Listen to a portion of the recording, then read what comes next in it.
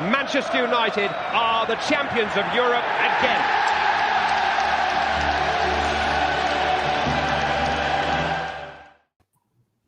Hello and welcome back to the One United podcast. I'm joined as ever by Henry. Henry, how you doing? Yeah, pretty good. You? Very good. Yeah, looking forward to this game, and we're delighted to be joined again by Phil Brown. Phil, how you doing? Doing good, lads. Thanks for having me on. Pleasure.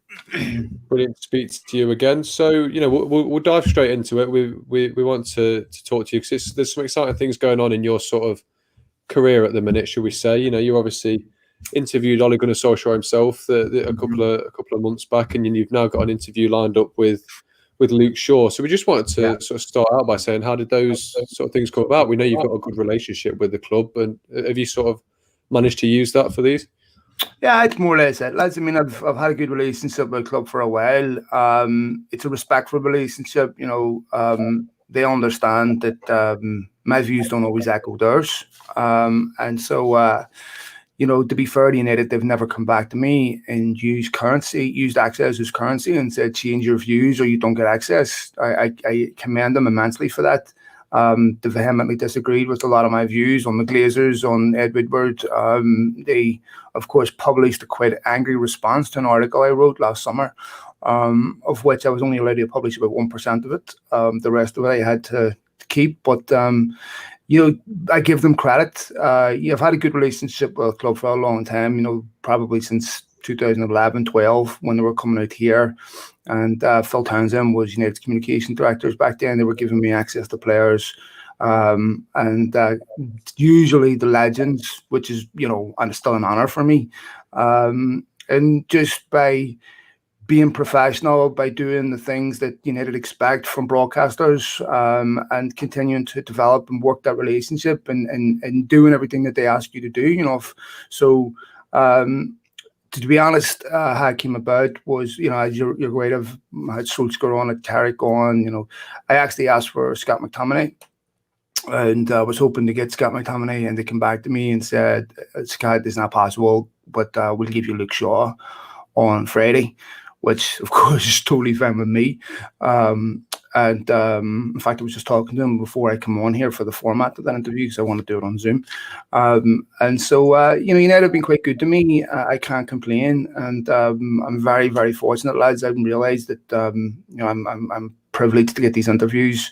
I saw something online from Mark Goldbridge where I know Mark, I have no problems with Mark, but he's dead wrong when he says that the reason why he doesn't get players is because they call out the board. It's absolute nonsense. To suggest that I haven't called out the board almost every week for 10 years since I've been broadcasting is ridiculous. So that's not why they don't give him content. I don't know why you don't give him content exactly. I know the reason. I know one of the reasons why it isn't, and it's certainly not because he calls out the board. United make their own mind up. They're inundated with media requests from people, so they can pick and choose. So, I'm very lucky, lads, and very fortunate to get that type of content. So, thanks. Yeah, definitely. Well, it's interesting, isn't it, that you can call out the Glazers and still get the good relationship that you have with the club. Do you ever feel that you're walking that fine line between being honest and still maintaining this relationship? And do you ever feel like there's ever been anything that the club have suggested for you to do to sort of maintain this relationship? You said that article in the summer was you only ended up publishing a very small amount of it. Yeah. Have you ever had to sort of not bend over backwards, but just sort of adjust yourself to maintain this relationship? No, I mean, look, to be fair to them, they have to be allowed to communicate in private. Not every communication I send is intended for public consumption, and that's fair.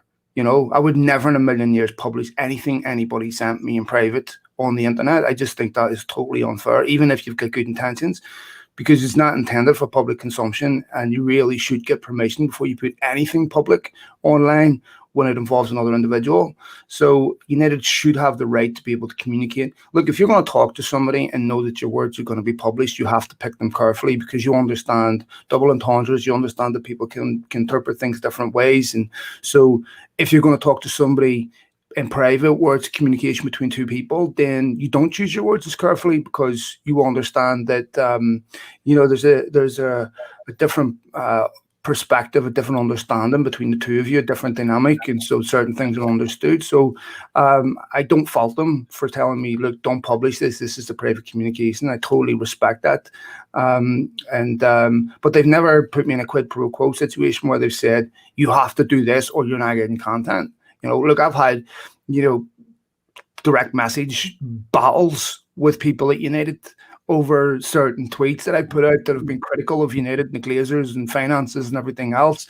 And it's always amicable. I mean, there's always smiley face emojis and stuff in there. Occasionally we're going at each other. Sometimes it can go on for hours, and, they don't concede their position. I don't concede mine, but it's always respectful and it's never personal. Like, a lot of these people are wonderful human beings, like someone like Charlie Brooks, for example. I have nothing but the utmost respect for. His predecessor, Phil Townsend, is a very, very good friend of mine, someone I know really well. And I was concerned when Phil left and went to UEFA that I would lose that relationship with United. And Charlie reached out to me shortly after taking that position. And like I said, we've had some, back and forth, emails, texts, direct messages, what have you. But as a human being, I have the utmost respect for Charlie. He's a lovely guy. Heart is in the right place. He's done an unbelievable job at United, truly unbelievable. Loves the football club, and like I said, he's been very, very good to me. And it's something that I'm realized that United's such a massive football club. Everybody wants content, and I realized that when I tweet out that I have this type of content, not everybody responds positively. There's people respond negatively. I mean, I've seen some of the messages that get sent to United about me from other individuals, journalists, broadcasters, podcasters, people who pretend they like me, and are then messaging United saying, I'll leave out some of the expletives, but why is this such and such and such and such getting content? He says all this, and why don't I do nothing but say nice things about the football club? And you just have to accept that that's part of what we do. And so not everyone's going to like you, not everyone's going to be your friend, but I don't do anything with critics in mind, lads. Critics are always going to be there.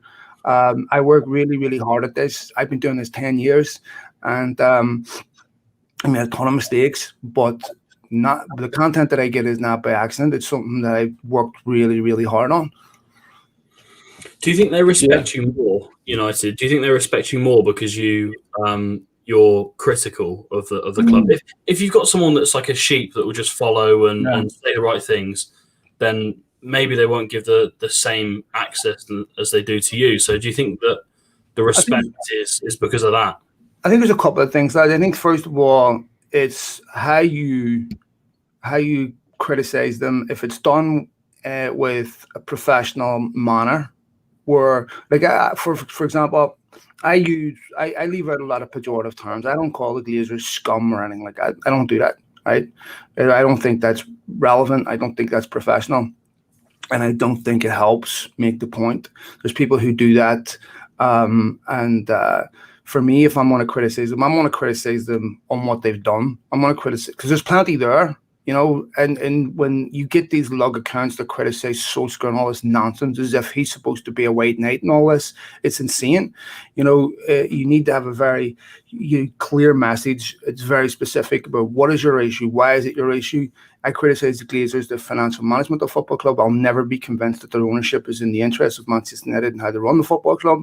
And I think as long as you keep it professional, you keep it without delving into slanderous comments or anything that really is below the belt, then United will they're used to negative coverage. It's not new, and they respect the free press. They respect the fact that press is not journalism, journalism is not PR, and sometimes it's going to be critical. So it's just about how you go about it. As long as you don't go after people personally, right, where you're criticizing them for things about their private life and things like that really are wrong, or criticizing them about things that really have no interest, nothing to do with football. Like, I mean, I've been very defensive over Jesse Lingard and the abuse that he's taken, because I think it goes way, way too far at times. And some have struggled with mental health myself, and I can't imagine how it must feel for him. But I just think, guys, United are used to journalists criticizing them. I'm not a journalist, but I work in sports journalism field, and they're used to negative coverage. It's all about how you do it, and if you're professional in how you do it, they'll respect it.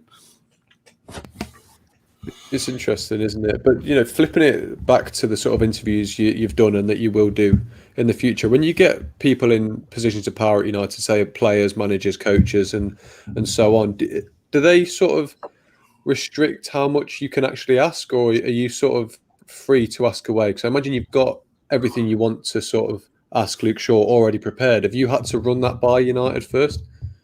There are times when they'll tell you, Luke, please, Luke doesn't want to talk about this, or they don't want to talk about that. One of the things that I do is I do pre-recorded interviews for the purpose of people are entitled to say, I don't want to talk about this publicly. I don't want to talk about this publicly. And that's fair, So occasionally there are times where they'll ask you not to ask about certain things. Yes, sure. And that's fine.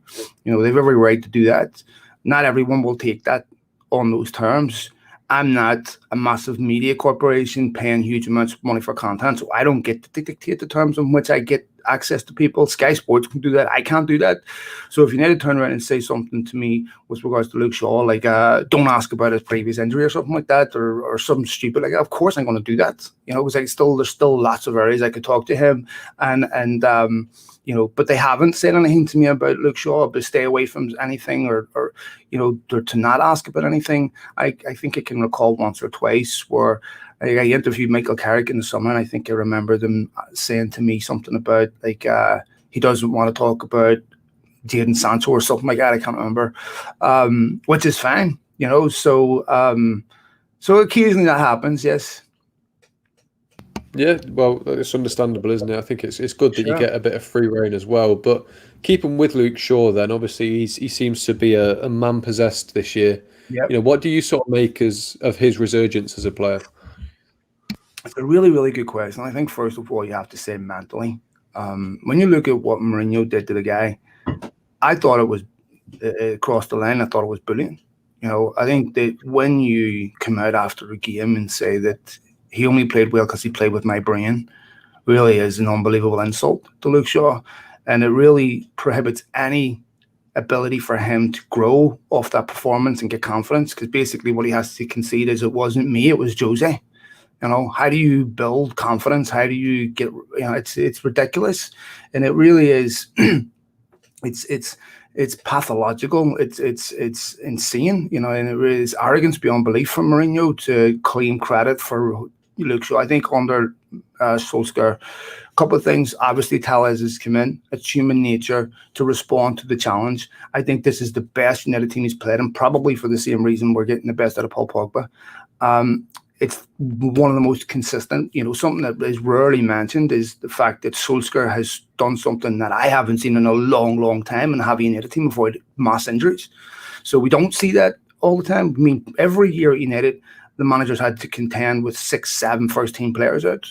We almost never have injuries now, which is incredible considering COVID and all the complaints about substitutions and all this. Here, Solskjaer and his true backroom staff have done this impeccably well and rarely gets any credit for it. So I think the way they're being prepared, I think the mental strength within the team, the attitude that the likes of Fernandes and Cavani has brought, and it's so there's consistency in the lineup, there's consistency with how United play, and I just feel that all those factors are wonderful for getting the best out of players. It's not just Luke Shaw. We're now seeing Paul Pogba finally become the player that United fans hoped they'd see. Even Lindelof for we've seen. I know he wasn't great the weekend, but I think that the week before that at Anfield it was exceptional. We're seeing better centre backs, we're seeing better midfielders, better forwards, everything.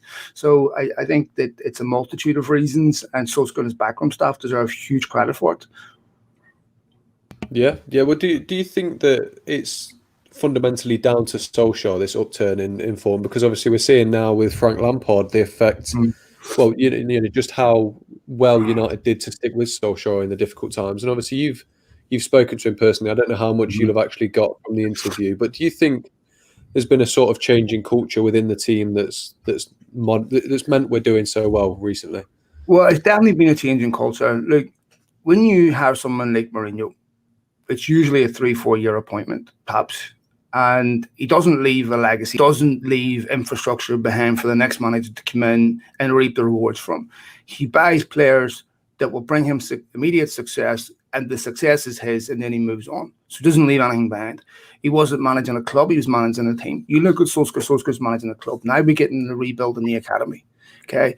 If Solskjaer walked away from United today, he'd leave a much better Manchester United than the one he inherited, right? With much more layers to it, where we've got young players. People look at the academy table and think we're mid-table, that's bad. But the academy's not designed for club team success. It's designed to just get 2 or 3 individuals out of each group into the first team. If you can do that, that's a successful academy. That's really what youth football is all about. It's not about winning, it's about getting individuals into your first team.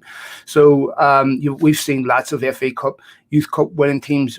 None of them become professional. Maybe they've got 11 good players, but not 1 or 2 exceptional talents.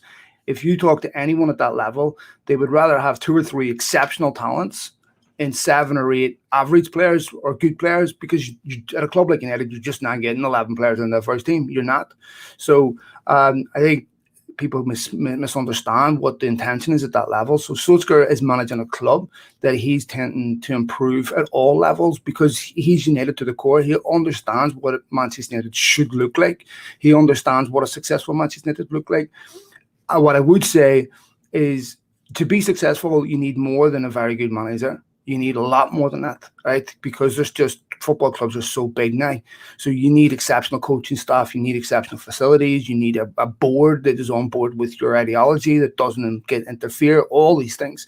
So, when managers are successful, it's rarely just down to them. And when they fail, it's rarely just down to them. But people focus solely on the manager. So for me, I think Solskjaer's background team, his backroom staff, all the layers that he's put in place, that is responsible for what we're seeing. And I think in some ways the football club learning from its mistakes. Now we see a different type of target in the transfer market. Now we see United go about things completely differently than what we saw in the past. Now their targets make sense. Now if they've got a weakness, they try to address it immediately. They don't wait 2-3 years. You can see what they're doing in January, where they're moving players out instead of giving them needless contract extensions that contribute nothing. Now there's a consequence for failure. At United, if you don't play well, you will get kicked out. You're not going to get needless contract extensions, because your selling value is more important than how you play. So these are the things that have to exist at a football club. Chelsea's perfect example, talking about now they're no longer really going to go after Declan Rice because that was a Lampard thing. Well, that's why you hire a football manager to make football decisions. And if people above them are going to override those football decisions, what's the point? So that's the type of thing that was happening at United before. So now we see Solskjaer being trusted. And take a look at the signings of the last couple of years, lads. When was the last time, really since Ferguson's been here, where we've seen our players but are brought into the club being consistently successful? It's been a long time. And so I think, when we look at the players that Van de Beek, I'm not really overly concerned by what we're seeing. The Premier League littered with players, Fred being one of them, of players that have improved second season, where they've adjusted and become much, much better players. So I think, Van de Beek's a class player. He'll adapt once he gets games, and through United signings have been much better than anything we've seen in the past. Yeah, well, you just got to look over the other side of the city and look at Cancelo, haven't you, for that second season impact more than anyone. But you brought me nicely onto transfers. Obviously, it's going to be a very quiet window for United, other than outgoings. Now, do you think this is a good thing in that they're trusting in Ole's players and they're not rushing to panic buy in order to try and secure that title? Or do you think this lack of activity will actually hinder their chances of winning that title? No, I don't. I think I've always said that once you need to get to a place where they're only bringing in 1 or 2 players, then that's when we can have confidence. Because when you bring in, and we've seen this at Chelsea, 4 or 5 players, especially top players, senior players, you change the whole dynamic of the dressing room, right? And just because they're a quality player doesn't mean they're quality leaders. And we'll use Paul Pogba as an example. We're only getting the best out of Paul Pogba because he's not expected to lead the team. There are other players within that team that can take that responsibility off him, where he can still be his best around other players. When Juventus had Pirlo and Marquisio, wasn't expected to lead the team. He never took that responsibility on it. United, once they brought in Fernandes and they brought in other quality players, match winners, now we see the best out of Paul Pogba. So I think bringing in players we all get excited because new players bring new hope that we have something special, and we get treated to watching the special talent at our football club. But it has to be right. It has to be methodical. It has to be done right. It has to be someone that complements the team, that brings all the right things. And this is a different United these players are signing for now. In the past, we're having to use money to attract them because it didn't look like United were close to being successful. Paul Pogba, a perfect example. Just to go back to that, we're talking about in his first year with 3 years away from being successful. I mean, think about how that sounds for him. He didn't sign for United to wait 3 years to be successful. Now, when we're sitting talking to players, we're saying we're ready to be successful now. You don't have to wait 2-3 years, And so this is now the finishing touches to the team. So again, Solskjaer deserves truly unbelievable credit for this. So I think the fact that United are in a position where we're saying, okay, if United could sign 3 players this summer, I would sign a right back, I would sign a right winger, maybe a defensive midfielder. They're prioritising the centre back this summer. So the fact that they want the centre back tells me that Solskjaer's not 100% convinced by Lindelof or Bailly. I think Bailly's been excellent recently, but I suppose the only question you have with Bailly is, can you trust that he'll stay fit over a 38-game season? I don't know. Yeah. I've got one kind of big question regarding Pogba, especially. He's been massive for United recently. He's been a big part of this upturn in form, and the reason why we're second in the table at the moment. Do you think he would be a bigger signing than getting more players in the summer? I think because obviously we need a new contract for him, or he needs to go this summer. I think it's one or two options. So do you think that's one of the most important things for the club? I think that the Paul Pogba that we see today, if he retains that consistency throughout to the end of the year, end of the season, there's no question he's a massive loss.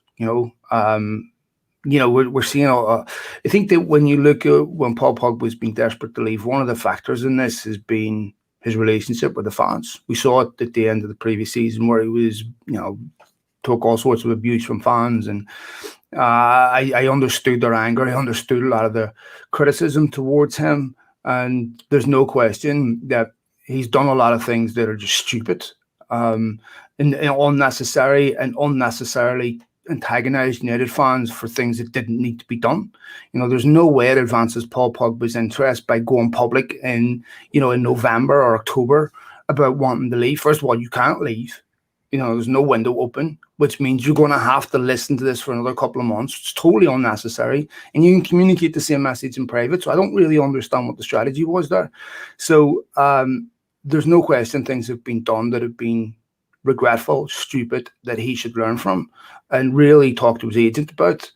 United have been disrespected, and the last outburst, I think it came after Arsenal, if I remember correctly, where a lot of United fans were really angry, and where Solskjaer himself was slaughtered after this game, and the timing of it was terrible. And we felt like, look, why do you do this? Why do you do this immediately after a defeat?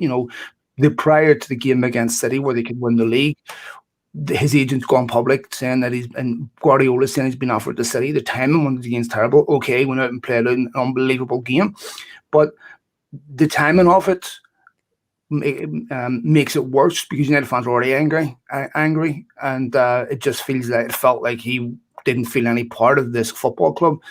But what has been shown, when you play well on the pitch, you can get away with almost anything. Right? I have no problems with a human being wanting to change employers. No problem with a footballer wanting to leave a football club. It's his life. We don't own him. To me, but it's always about how you do it. If he does it in private, keeps it quiet like Lukaku did, and you want to leave, okay, you get your move anyway, right? And you don't need to strain the relationship with the football club. Paul Pogba was at this football club when he was a young kid. He's come back here. This is still the most important football club in his career. It just is unnecessary for him to be this way. So, but I think that with his relationship changing with United fans and now feeling an appreciation from United fans that he hasn't had in a long time, playing his best football, being happy. If United were to go on and win the league, I think that presents a whole different question to Paul Pogba, where it's like the circumstances that existed 6-7 months ago don't exist anymore. Do I still desperately want to leave? Am I going to go to a better football club than Manchester United? The thing is, whoever buys him, United are not going to accept, like, if Juventus want to throw a bunch of cast-offs at United, that's not going to happen. They're not going to let Juventus drop the price. And I've had this on exceptional authority. I spoke to an individual who would know exactly what's going on. I've spoken to Pogba's people. I've done stuff. I've done work with Pogba's people. I know them. But the message is, this didn't come from Pogba's people, but the message is, we will not accept players in part exchange from Juventus to get the price down. If they want Paul Pogba, they're going to have to pay up. Now, United do like this Demiral kid that plays for Juventus. It's possible something could happen there. But if Paul Pogba shows this form between now and the end of the season, it's a win-win. United get to enjoy the benefits of that. I said 2 months ago, United have him where they want them because he has to perform to get that move. And you need to get more money for him if he leaves in the summer because he's shown he is a world-class player. So I think it's going to be a really, really interesting development. But guys, look, 15 Premier League clubs out of 20 in this window haven't spent a dime, right, in the January transfer window. There's not a lot of money about, right? So it's 50, 60, 70 million. It's going to be hard to find for somebody this summer. Do you see his point of view in the sense that he was almost given false promises when he came into the club? So it coming to the club, be the poster boy for the rebuild, essentially, of the football club. And as you said, it's taken 3 years to get to the situation where he's playing well, he's got world-class players around him, and he's happy at the club. Do you think part of him is thinking, why would I want to stay here when they promised me a world-class team? I didn't get it. I'm not winning trophies. The problem for him, I guess, is it's come at the worst time where Juventus are in a bit of a state at the moment, as are Real Madrid. They probably won't be able to afford that money because they're trying to rebuild their stadium as well. Barcelona are a mess as well. Yeah. So, but do you think it's, I can understand why he'd want to go as a pro, but do you think it partly stems from the false promises from the club that he was going to be in a world-class team and he hasn't? Yeah. I don't blame him. I listen, if that's his reason, I have no issue with that whatsoever. In fact, in many ways, I commend him because one of the problems that I had was with United players that were way too comfortable sitting on a wage, not putting in the effort, not caring about their own careers, not caring about success in their own careers. We're happy enough, a la Marcus Rojo, to pick up its paycheck, never play. Surely as a professional, you want to play in winning teams. That's what, this is a World Cup winner. Why? It's still one of the biggest reputations in world football. Why wouldn't he want to play for one of the top teams? I never faulted his reasons. I never faulted Wayne Rooney's reasons either. Whenever he said exactly the same thing, I was upset that he, that he conceded the point when he got more money, because he was right in the beginning to question United's ambition and say, wait a minute, we are miles behind Liverpool and City, right? And it looks like to me, this is a football club with business goals that's perfectly content with finishing top 4. As long as that revenue, you need to define success by a profit and loss column, not a win-loss column. And so you've got Paul Pogba that defines success differently. He can get the money that he's getting at Man United anywhere. I have no issue with that. Again, it's about how you go about it. So I have no issue with any player at Man United saying, I want to leave because you have no intent of being successful. Arsenal found this out with Robin van Persie. They found this out with Patrick Vieira. A number of players that said, look, I don't care how big you are. I don't care how big you are. I don't care how many supporters you have. And I'm not a supporter. I'm a player. Okay. When my career's over, I'll be a supporter. If you don't provide the ability to be successful, you lose your best players. United have signed players from clubs for years for that reason. So why would we be any different? I said this about Bruno Fernandes when he talked about after the City game, about losing another semi-final. And I said, look, United will not be immune to this. If they aren't successful and don't seriously compete for trophies, they will lose Fernandes, of course. That's a natural evolution. There's very rarely a Matt Letizia, so you eventually lose these players, because Bruno Fernandes can go anywhere. The only thing that saving grace is that clubs don't have a lot of money, but the jungle never changes. If you don't provide the ability for top players that are winners to be successful, you lose them. So for me, I think, I don't have an issue with Paul Pogba saying, I feel let down. I feel like you didn't fulfill your promises. And by the way, you're 100% right, Henry, because I did speak to his people about this, and they did feel let down by some of the promises that were made to Paul Pogba that they said weren't kept in terms of squad rebuild and all that. To be fair to United, ambition can mean a lot of different things. Doesn't necessarily mean that I'm going to go out and sign lots of world-class players. There's lots of ways of being successful. Jurgen Klopp didn't do that. Jurgen Klopp didn't go out and sign Galacticos to bring success to Liverpool. So it may not look like ambition. It may not look like United are attempting to win major trophies by bringing in modest players, but it can mean lots of different things. So I think it's subjective to say what is ambition. You would have to say that what we've seen in the last 2 years at United, certainly at least in the last, since Fernandes has come in, that's ambition, and they've been consistent since Fernandes came in on a level that suggests they're serious title challengers. I want to ask a quick question on Diallo, since he's just come into the club.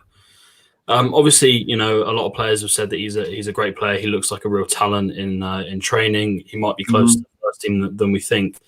Do you think that will hinder a deal for a right winger in a right midfielder or winger or whatever we're going to go for in the summer because of his progress? Well, it's a good question. Look, there's only two possible outcomes here. That Diallo is exceptional and causes United to rethink on what they do this summer, which they should. If Amad Diallo comes into United, he's exceptional, shows exceptional ability, shows that he's first team ready, shows that he's a guy that'll get double figures. Then they shouldn't go after Jadon Sancho. You've solved the problem, because how do you fit Jadon Sancho and Amad Diallo on the same team? But if he's not good enough and he's not ready, then okay, then you go after him.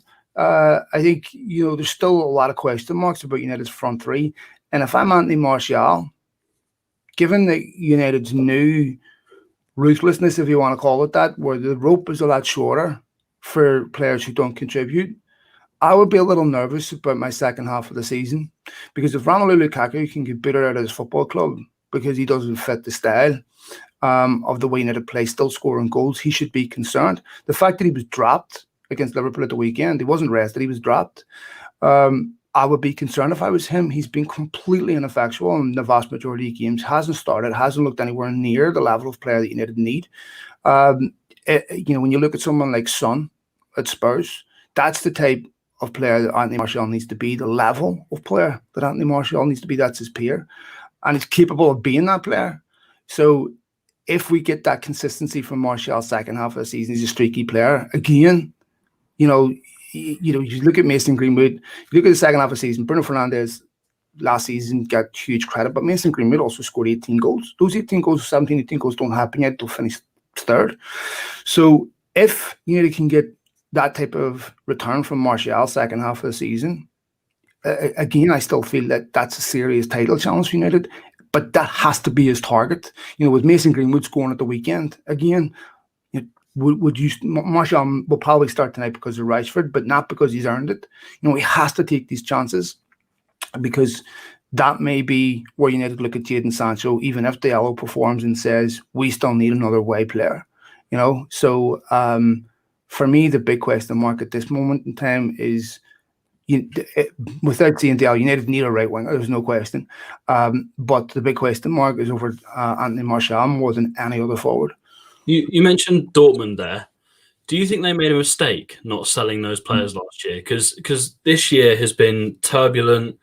Favre lost his job because he just wasn't doing the job, and they've got I believe it was the assistant manager or something in charge now, and they're still losing games left, right, and centre. They might not even get into the top four this year. Do you think they made a critical mistake because they're gonna have losses this year? Their CEO said that recently, and they're gonna have to sell assets, as he said, I think in the interview. So, do you think they made a huge mistake not selling? Absolutely, no question. First and foremost, I said this last season, is that they're taking a massive gamble, right? First of all, when you looked at last season, it was relatively predictable that we were not going to have fans back in any significant number for another year, right? So you calculate those losses. You calculate the economical losses, the currency depreciation, the fact that so few clubs will have money a year. I mean, even last summer clubs were struggling, so it's pretty straightforward extrapolation to say that next season there'll be even less money, which will bring players' value down. It only made sense if Borussia Dortmund won the title and are in a title race. But if you're sitting outside the top four, what difference has Jadon Sancho made to Borussia Dortmund? So I look at that and I think, now his value's dropped. Now Borussia Dortmund enter negotiations as a desperate seller, right? Which affects your ability to negotiate. Now United know they need to sell. And if I was United, I would play on that, because Borussia Dortmund done the opposite last season, right? They entered that negotiation from position of strength, dictated you have to have a deal done by this, and we're not taking payments, and we're not doing this. No, okay. Now what? Now United are quite well within their rights to turn around and go, here's 60 million. That's it. No one else has got 60 million. They have to sell them. So a player loses half his value in a year who is still a young player. It's insanity. They should have sold him last summer. It was obvious you were not going to have a litany of football clubs this summer with that type of money to spend. If you're going to sell an asset, you're going to sell something. Someone comes up and knocks your door on the street, and you're sitting flush with cash and says, "I want to buy your car." No, I'm all right. Or if you want to pay me 10 grand above its blue book and I'll sell it to you. No, now he knocks your door a year from now, and you're skint and you're on the verge of eviction. All of a sudden, your appetite for selling is completely different, and your ability to negotiate is completely gone. So this is where Dortmund find themselves, and I think that with the fact that they may not qualify for top four, their fiscal losses, all these things, it was a major mistake not to sell them. Yeah, it's interesting, isn't it? Now I want to. It sort of ties in with the question I had, but I want to bring something up from the comments. It's from Alan. Said, "Will we get any key targets in this summer? It feels like we won't spend a lot, maybe 60 million." That sort of ties in with what I was sort of thinking. Do you think COVID will drastically affect this summer transfer window? Because it's understandable we've not done any business in January, but do you think players like Sancho will be coming through the door in summer, or do you think we'll have just taken too big a hit? Well, there's absolutely no question COVID's going to greatly impact how United and every other football club do business. There's just no doubt about that. United are still assessing what that summer budget is and looking at what the financial losses of COVID, which are significant, are. And so I think it depends on a number of things. I think it depends on where we're at this summer in terms of the virus, in terms of future projections. If the UK are sitting in a strong position where they can say, look, September we'll have fans back at stadium 50%, 70%, then United can look ahead and say, okay, we can bank on future income that we'll have that we don't have, and so we can be a little bit more adventurous. If that is not the case, they'll be parsimonious. They'll look at it and say, we can't afford to take risks, that we can't afford to go out and spend 100 million plus on players. No one's going to do that this summer, lads. So and Chelsea did it last year, but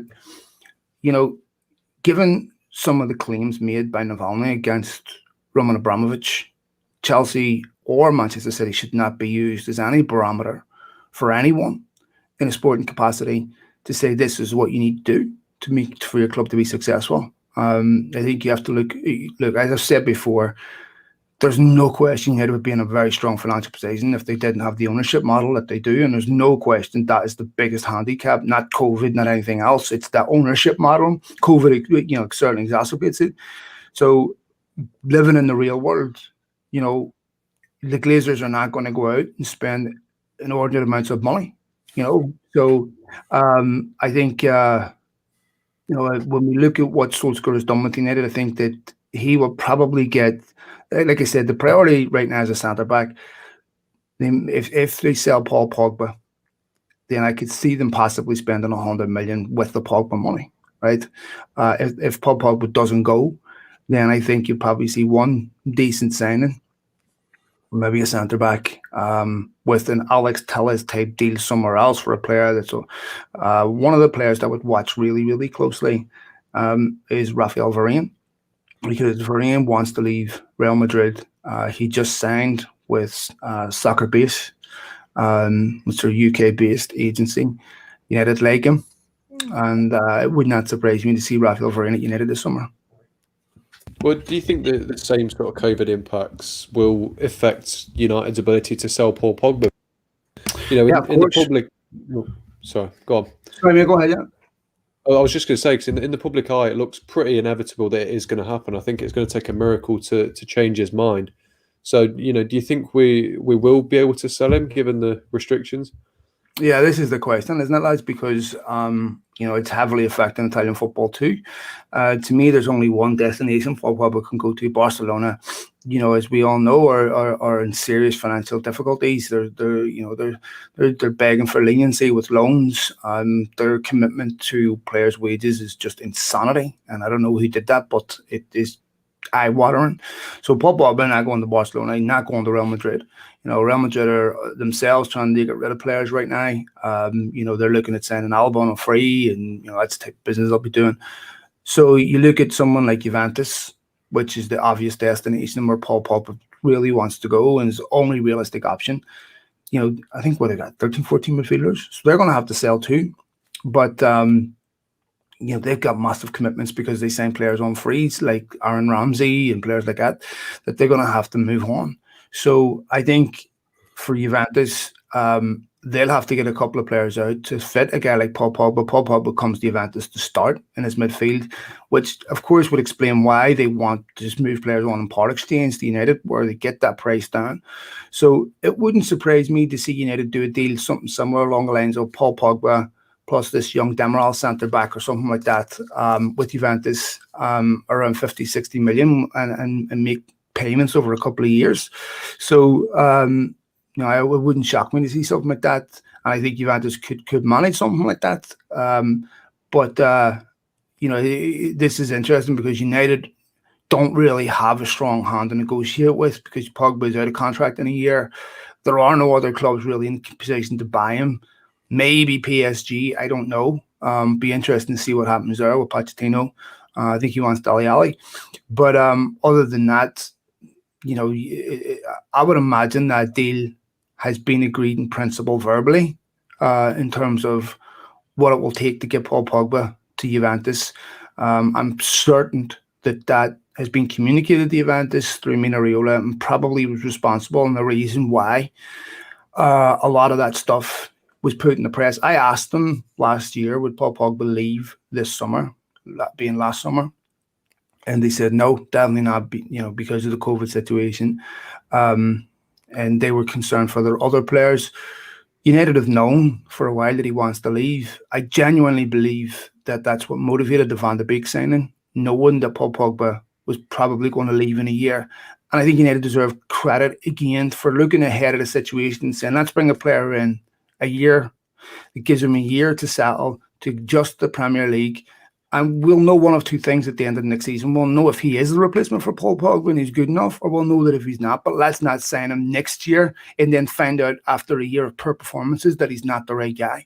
So United deserve credit because they rarely did that in the past. We saw when they sold Ronaldo and they knew a year before they were selling him and then claimed absurdly that the market is inflated, when they inflated the market. So it's encouraging to see United have forward planning, not reactionary. So it's a long answer, but I'm pretty sure both those clubs know exactly what it's going to take to get Pogba to Juventus this summer. Yeah, it's interesting, isn't it? Now, I wanted to move on unless Henry's got any other questions regarding transfers. Yeah, one quick one. Do you think it's fair to say it's better to be a pessimist than an optimist when it comes to this transfer window, United? Because I've seen on Twitter, everyone has their wish list of we want to buy this, we want to buy that. Do you think people should just keep it realistic where we're not going to spend a huge amount of money? Do you think people should be more realistic rather than hopeful when it comes to this next window? Well, I think people have to understand that this is not business as usual, that if you're expecting what we've seen in previous transfer windows, don't. I think that what United have shown you over the last 2 years maybe is that their target now is young players which should have been before this, let's be honest, is young players that aren't at their peak at 22, 23, that are exceptional young talents that can come in, that you don't have to play every week. You can ease into the first team. You get better value. You have to scout a lot better. But I think that is their priority. Of course, that doesn't mean it's the only signing they can make, which is, I never understood the criticism behind Edison Cavani. For some reason, United are only allowed to sign one type of player. If a top player becomes available and he fits everything that you're doing, why not? So I think that what we'll probably see with United is they'll target young players that maybe aren't superstars yet, that can come in at a reasonable price, like Diallo. I mean, talk about Diallo, 37 million, but most of that's all add-ons. Most of that's all based on Diallo reaching certain targets. It's not truly a 37 million pound transfer yet. If it is a 37 million pound transfer, we should all rejoice, because he will have reached extraordinary levels. So I think that's how they'll do business this summer. We should be encouraged. We should be optimistic, because what we are seeing is United being much more methodical in how they select their targets, that are much more suited to how Manchester United play, that are much more suited to the football club. They're doing a lot more homework on players' personalities, on players' off the pitch habits, that wasn't done in the past, where these opportunistic agents ringing up saying, my client's available, someone saying, oh, he's a bit good, he'll do, without any serious thought going into how do you integrate them, what's their personality, blah, blah, blah. That don't happen anymore. So now we see United being much better at signings, bringing in signings that play for the shirt, that are desperate to be successful at Old Trafford, that isn't just a place they're stopping off on a year or two tour all around the world.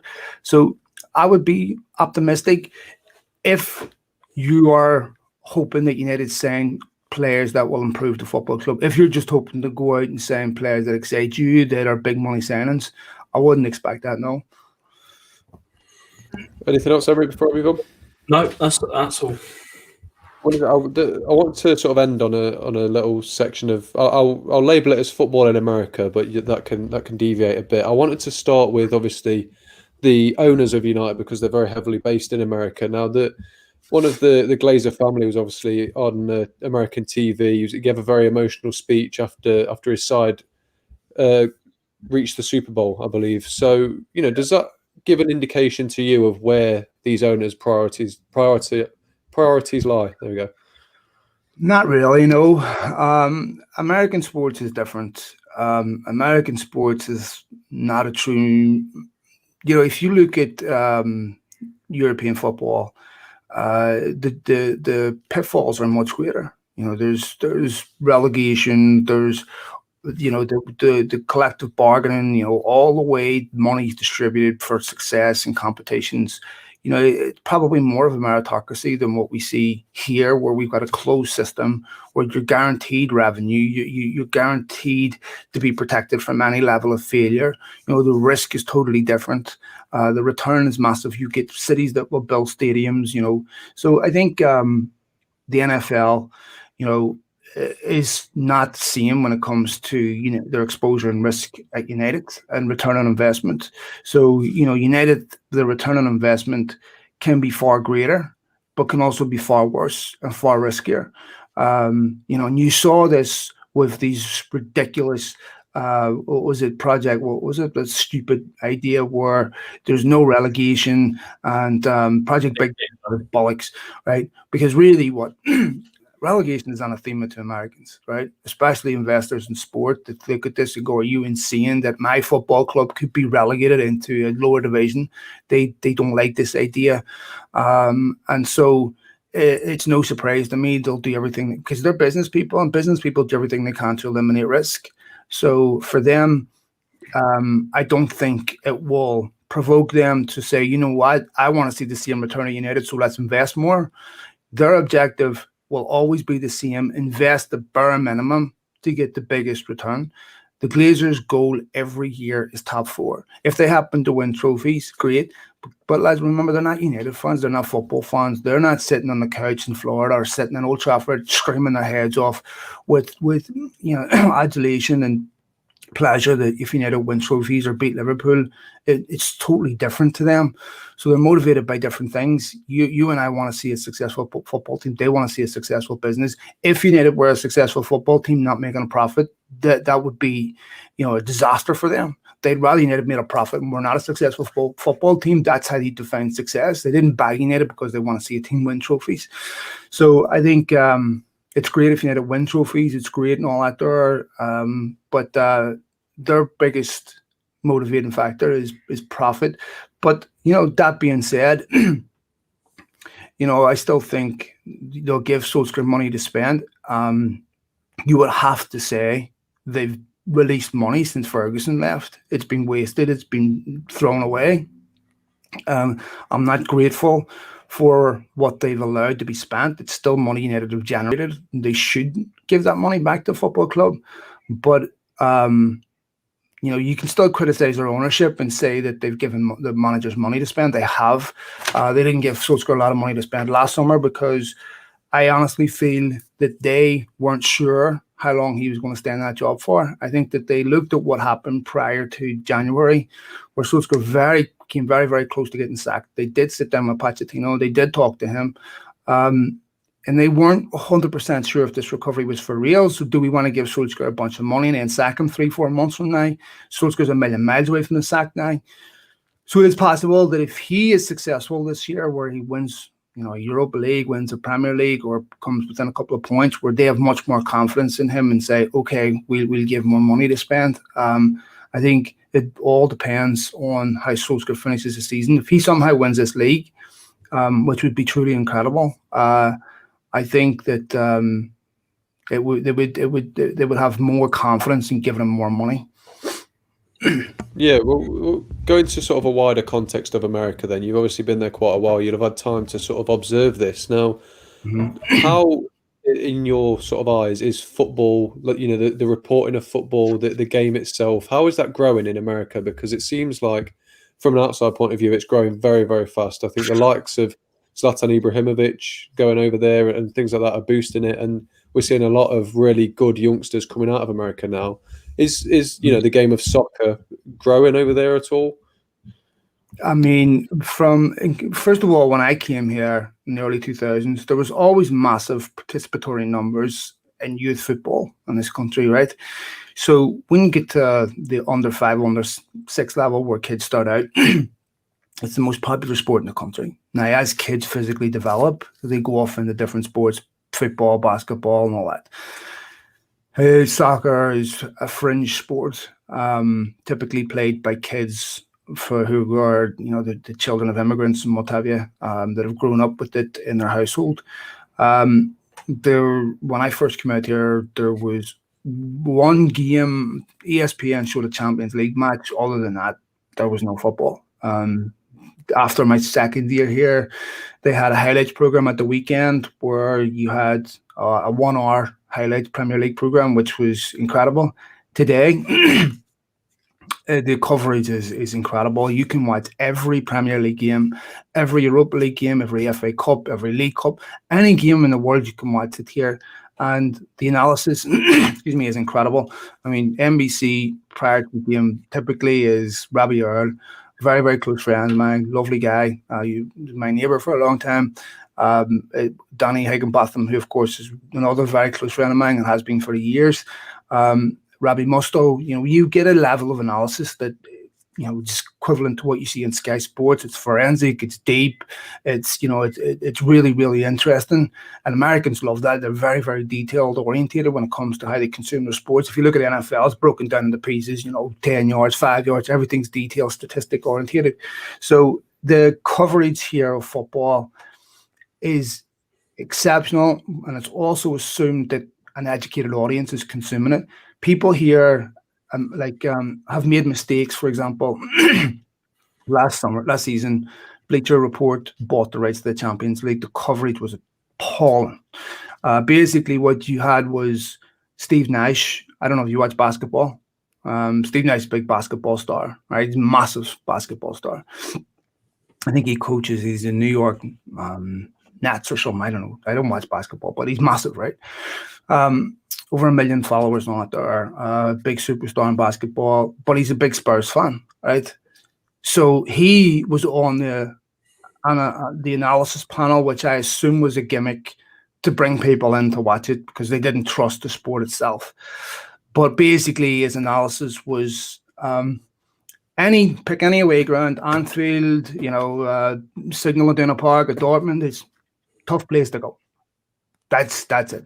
This is a tough place to go. It'll be a hard part, and it's just cliched banalities of tough place to go. If Spurs score more goals than the opposition, they'll win the game. Just shite. Make your ears bleed, right? And really disappointing because you're talking about a guy who was a multi-millionaire that didn't need the job, keeping some young guy who is a young talent who needs that job, needs that exposure, needs the money out of a job. Really shouldn't be doing. If he wants to start his own YouTube channel and do that, fine. But really, he should have been embarrassed. It's like David Beckham covering the NFL. Right, so that doesn't work, and Americans are too intelligent to consume nonsense now. You can't pass nonsense off onto them. Even the MLS used to be, if you had 7 or 8 really good players, you'd have won the MLS. That was enough. Not anymore. Now you have to be tactically intelligent. Now everything has to be right. The quality at youth level here, first of all, Americans love sports. They are fanatical about sports. They get nutrition right. They get preparation right. Their facilities are exceptional. So it was really always about relinquishing control at youth level to coaches that know what they're doing and prioritizing technical development rather than profits. And the quality was always there. Look, I live in Southern California. There's tons of Hispanic kids out there that are just exceptional. Technically brilliant, really, really good. Country with 300 million people this size with an appetite for football is going to produce top players. So America's here to stay at the top. They're going to continue to produce exceptional young talents. All the MLS clubs have academies now. And the way they do it is exactly how it should be. So what you're seeing today is just going to increase. And America as a football nation now, they have, instead of playing in them in NFL stadiums, they're playing in their own stadiums. They have footholds in these stadiums. Seattle, for example, has the 3rd largest attendance in North and South America. That includes Boca Juniors, River Plate, everything. So these are hugely supportive football clubs with huge appetite. And because of the history now and the longevity, you're developing legitimate rivalries. And so, yeah, it's great to see it. And I have young American children, so they're very fortunate to grow up this way with the sport as it is. And I think it's here to stay. I'll just sort of round this off by asking you a question. It might be a pretty obvious question to ask, but do you think with such a powerhouse nation getting so involved in football, do you think this will be a positive for the game worldwide?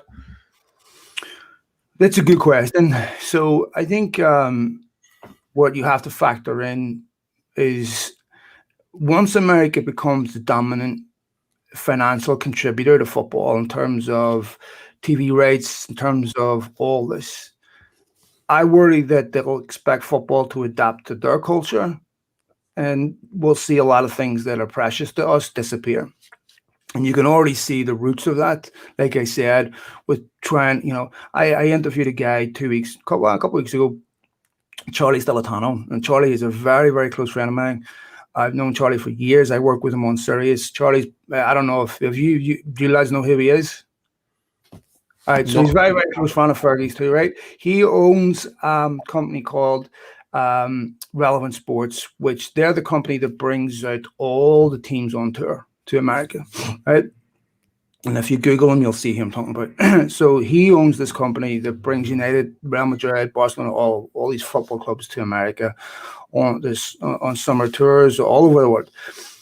So what he did a number of years ago, 3 years ago, 4 years ago, he was they all get caught in a meeting with United, Arsenal, Real Madrid, all these clubs, talking about having a European Super League, right? So that the likes of Leicester could never qualify again, because our United's argument is we're a much bigger football club. We're a club that generates revenue. We've been qualifying for this competition for 20, 25 years. Leicester could then once benefit from what we have helped build, and we lose out. So they were trying to get a closed European Super League that rewarded all the big clubs. and they get pillared for it. They get criticized for it because they were caught. And so he is probably one of the most powerful men in football. So I asked him about this on my podcast about a month ago.